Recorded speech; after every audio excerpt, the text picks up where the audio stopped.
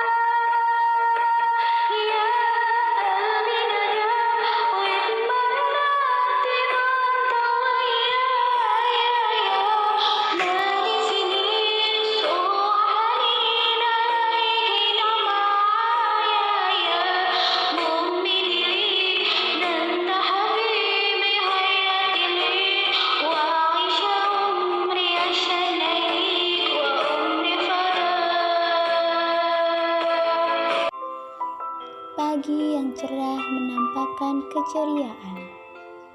Sungguh pagi yang indah untuk pengantin baru. Namun tidak menurutku. Pagi ini terasa biasa. Semua dalam titik jenuh. Dalam kebingungan, akankah akan baik-baik saja? Bagaimana mungkin?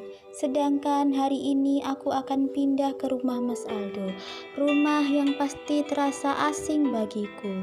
Aku pasti sangat merindukan kamar ini, tempat di mana aku biasa meluapkan kesedihanku. Di rumah Mas Aldo, akankah aku di sana merasa nyaman?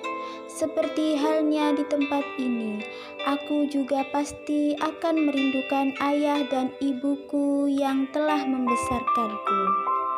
Walaupun aku ini hanyalah anak angkat, tapi mereka tak pernah sedikit pun membedakan kasih sayang mereka terhadap anak-anaknya. Aku mempunyai 3 saudara. Aku anak sulung bagi mereka.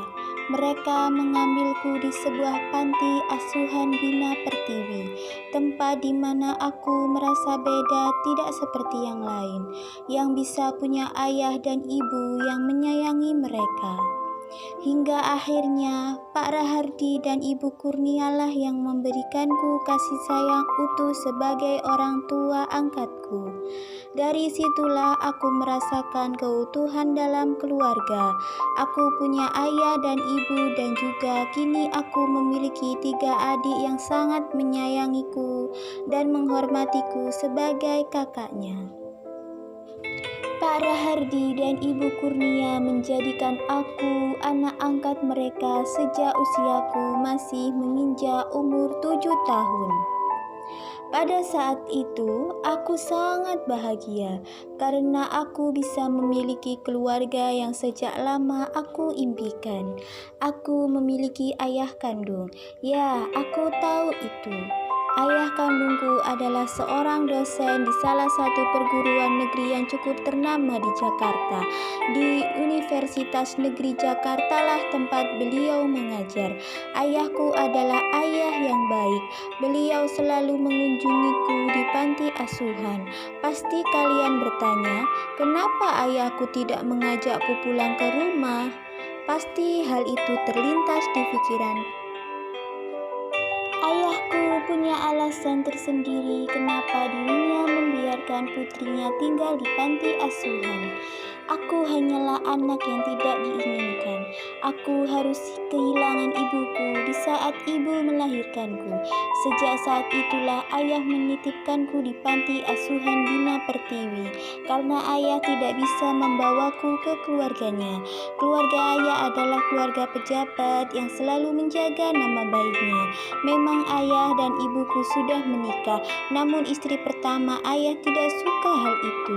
Meski awalnya sempat menyetujui rencana ayah yang ingin menikahi ibuku dulu, dan keluarga ayahku yang seorang pejabat tidak mengetahui bahwa ayahku telah menikah lagi. Bagi ayah ini adalah aib yang harus ditutupi. Maka dari itu ayah sengaja menitipkanku di panti asuhan. Tapi hal itu sama sekali tak membuatku membenci ayah. Aku bisa mengerti perasaan ayah saat itu, yang belum siap dengan kehadiranku yang akan membuat keluarganya malu. Karena perilaku ayah yang sama sekali tidak mencerminkan seorang anak pejabat pemerintahan yang selalu disegani oleh masyarakat. Ayah sengaja menutupi itu, namun ayah sering sekali datang ke panti asuhan untuk menjengukku, ingin tahu perkembanganku. Ayah juga selalu menuruti apapun permintaanku, kecuali satu, yaitu berkumpul dengan keluarga ayah. Hal itulah yang membuatku sedih, tidak bisa mempunyai keluarga yang utuh, tidak seperti yang lain, bisa disayangi oleh ayah dan ibunya dan bisa bertemu mereka setiap saat usiaku menginjak 5 tahun. Ayah sudah tidak pernah lagi datang ke panti. Aku sangat merindukannya. Hatiku selalu bertanya-tanya, kenapa ayah tidak kesini lagi? Aku mencoba untuk menghubungi ayah lewat ponsel ibu panti, Bu Husnul namanya. Aku sudah menganggap Bu Husnul itu seperti ibu kandungku sendiri. Sudah kuhubungi berkali-kali, namun ayah tidak pernah berusaha mengangkatnya. Dari situlah aku merasa kehilangan sosok ayah. Ibuku meninggalkanku. Ayah juga, kenapa ayah tidak mengunjungiku lagi? Aku tumbuh menjadi anak yang pendiam dan suka menyendiri. Bu Husnul pun mengkhawatirkanku, hingga beliau memutuskan untuk mencarikan orang tua asuh untukku. Kebetulan Pak Rahardi dan Bu Kurnia sangat menginginkan seorang anak, namun Bu Kurnia tak kunjung hamil. Padahal pernikahan mereka sudah cukup lama. Sudah hampir 7 tahun mereka menginginkan seorang anak, namun tak kunjung mereka peroleh. Mungkin Allah telah mentakdirkan mereka untuk menjadi orang tua angkatku, sehingga mereka masih sulit untuk memiliki momongan. Aku pun merasa sangat senang bisa mempunyai keluarga yang selama ini aku impikan. Mereka sangat menyayangiku. Sebisa mungkin aku harus bisa membuat mereka selalu bangga padaku. Aku tidak ingin mengecewakan mereka. Aku selalu berusaha menjadi anak yang penurut. Sebagai bukti aku juga sangat menyayangi ayah dan ibu angkatku. Aku tak pernah dianggap sebagai anak angkat. Mereka menganggapku sebagai anak kandung mereka sendiri.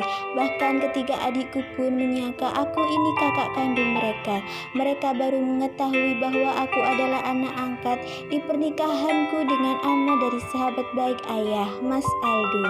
Karena nama ayah kandungku lah yang disebutkan oleh penghulu saat aku dan Mas Aldo melangsungkan akad nikah.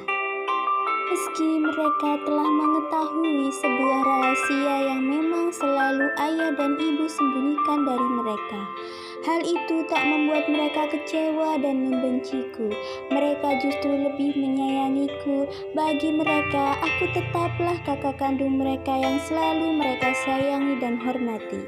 Aku juga sangat menyayangi adik-adikku, anak yang Pak Hardi dan Ibu Kurnia nantikan sejak dulu.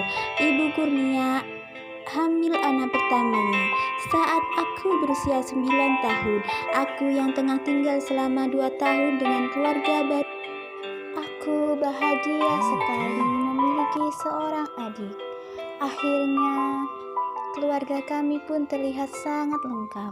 Anak pertama mereka adalah Putri Intan Pramesti, adik yang selalu membuatku bangga karena prestasi yang sering ia raih. Kini Putri telah tumbuh menjadi gadis yang sangat cantik. Bahkan menurutku dia lebih cantik dariku. Usia Putri saat ini menginjak usia 16 tahun, yang saat ini tengah melanjutkan pendidikannya di SMAN 29 Jakarta. Dia tumbuh menjadi remaja yang sangat pandai dan mulai suka dandan. Ya, memang karena dia itu cantik, namun kecantikan itu tak membuatnya menjadi gadis yang Putri berusia 3 tahun. Ibu Kurnia hamil lagi anak keduanya yang diberi nama Faizal Naufal Rahardi.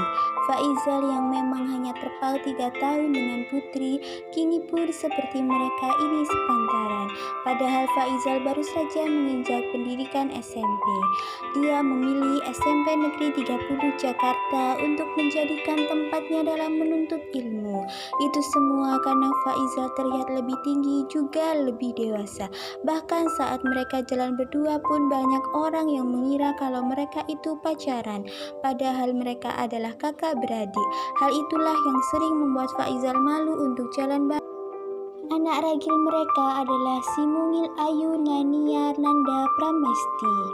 Dia juga cantik dan anggun yang kini masih duduk di bangku Madrasah Ibtidaiyah Nurul Islam Jakarta Selatan, yang juga mondok di Pondok Pesantren Islam Al-Azhar yang terletak di Jakarta Selatan juga.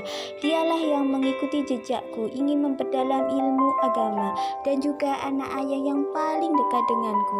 Mereka semua memang sangat dekat denganku, tapi yang lebih ingin selalu kumanja adalah Ayu. Terlebih karakternya juga mirip denganku, jadi kami selalu.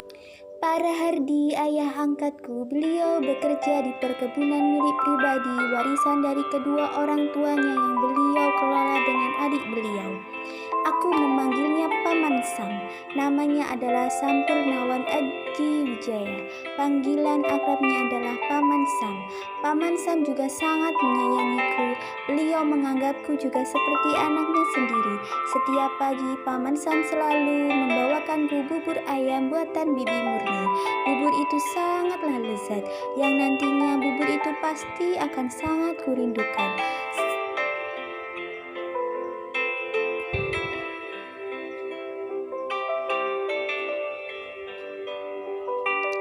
Sedangkan Ibu Kurnia, ibu angkatku, beliau seorang ibu rumah tangga yang pandai memasak. Masakannya selalu enak, rasanya itu seperti masakan di restoran-restoran terkenal yang ada di Jakarta, yang harganya bahkan bisa menguras isi dompetku sampai habis. Tapi tidak demikian, karena aku lebih suka memasak sendiri, lebih hemat dan pastinya sangatlah menggugah seleraku. Diriku sendiri, aku adalah alumni mahasiswi S2 di Universitas Paramadina, jurusan Magister Ilmu Agama Islam yang terletak di Jakarta Selatan juga. Aku memutuskan untuk kuliah di situ karena ingin memantau pergaulan Ayu juga. Aku merasa kasihan jika Ayu tinggal di luar kota seorang diri. Meski tinggal di pondok pesantren yang sudah terjamin keamanannya, namun aku masih saja khawatir. Ya, karena tempat tinggal keluarga kami di Tangerang Selatan.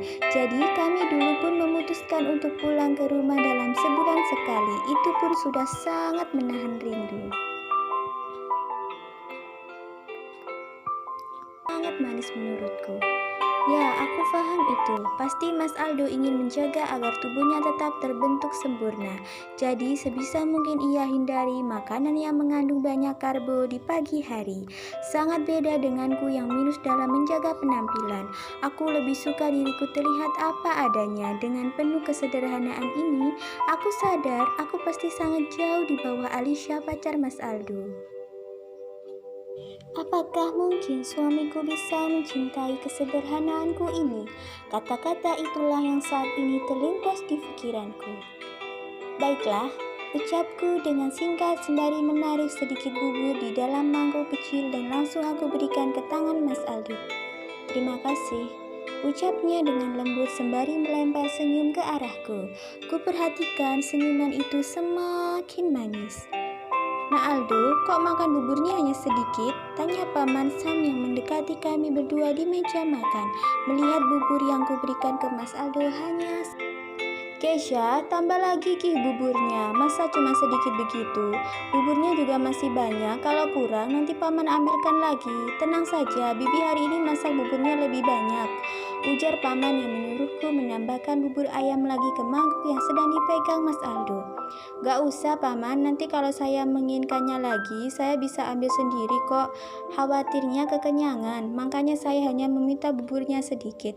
Sahut Mas Aldo sembari melempar senyum ke arah paman Sam yang berdiri di dekatnya. Ya sudah kalau begitu, Nak Aldo jangan merasa sungkan ya, anggap saja rumah ini seperti rumah Nak Aldo sendiri, karena Nak Aldo sudah menjadi bagian dari keluarga kami, jadi jangan merasa sungkan. Kalau ada masalah bisa langsung minta tolong ke paman siap membantu, ujar paman sembari menepuk pundak Mas Aldo. Iya paman, terima kasih banyak, ucap Mas Aldo sambil memulai menyendok bubur ayamnya. Iya sama-sama, makan yang banyak Nak Aldo, kalau perlu nambah lagi, nggak apa-apa, nggak perlu sungkan, itu buburnya juga masih banyak, ucap paman sembari melangkah ke belakang rumah untuk menemui ayah yang sedang asyik mengurus tanaman yang ada di belakang rumah. Baik paman, nanti kalau masih lapar bisa nambah lagi, ucap Mas Aldo sembari tersenyum tipis. Gimana mas, enak buburnya? Tanyaku sembari melepaskan rasa canggung ini. Iya, lumayan enak kok, jadi kamu setiap pagi makan bubur ini? Iya, ucapku. Kamu gak takut gemuk? Tanya Mas Aldo menatapku heran. Mungkin dia pikir aku yang setiap pagi selalu makan banyak karbo, tapi badanku tetap saja terlihat langsing. Kenapa harus takut mas? Asalkan rajin olahraga, juga tidak akan gemuk kok, ucapku sembari menatapnya lembut. Iya juga sih, tapi biasanya kan wanita itu selalu ribet soal urusan berat badan dan cenderung ingin diet seperti halnya Alisha. Padahal menurut saya tubuhnya itu bagus. Dia kan tinggi dengan tubuh yang cukup langsing namun sedikit berisi. Menurut saya tubuhnya itu pas banget dengan tinggi badan yang dia miliki. Tapi entah kenapa selalu saja dia ribet dengan postur tubuhnya dan seperti nggak percaya diri gitu. Gak seperti kamu yang gini yang selalu terlihat percaya diri. Padahal menurut saya makanan yang kamu makan cukup banyak juga, tapi kok malah kamu sendiri gak ribet dengan berat badan, ujar Mas Aldo yang kata-katanya itu tiba-tiba membuat nafsu makanku hilang. Padahal bubur ayam buatan bibilah yang sedari tadi ingin aku makan, namun kini nafsu makanku terasa hilang begitu saja karena Mas Aldo menyebut nama Alisha, wanita yang membuatku penasaran seperti apakah wanita dicintai oleh Mas Aldo. Ya beda lah mas, mungkin Mbak Alisha ingin selalu terlihat cantik dan menawan di hadapan semua orang, terutama kamu mas. Nah, sedangkan aku kan memang orangnya sederhana. Aku hanya mencoba untuk selalu bersyukur dengan anugerah yang Allah berikan kepadaku. Fisik yang bagus itu kan juga anugerah mas, ucapku dengan mencoba tetap terlihat tenang. Meski perkataan Mas Aldo barusan cukup membuat hatiku merasa sedikit nyeri. Ya juga sih, kamu benar, ucap Mas Aldo singkat sambil memperhatikanku. Aku pun tertunduk malu. Setelah sarapan pagi, kami pun bergegas untuk segera berangkat ke rumah Mas Aldo yang ada di Jakarta. Takut di jalan terjebak macet, jadi kami memutuskan untuk berangkat pagi. Aku pun pamit dan menyalami ayah dan ibu angkatku serta paman Sam. Ayah, ibu, Kesha pamit tinggal di rumah Mas Aldo ya, ucapku sembari menyalami mereka. Mas Aldo pun melakukan hal yang sama denganku. Iya Kay, hati-hati nak, ibu akan selalu berdoa semoga keberkahan selalu tercurahkan di kehidupan rumah tangga kalian, ucap ibuku sembari memelukku erat. Iya ibu, terima kasih banyak, ibu telah menyayangiku, Kesha pasti akan sangat merindukan ibu, ucapku dengan menangis. Iya nak, ibu juga pasti akan selalu merindukan kamu. Seringlah datang ke sini untuk sekedar mengunjungi kami ya nak. Ajaklah suamimu untuk ikut serta, ucap ibu sembari membelah hijab yang kukenakan.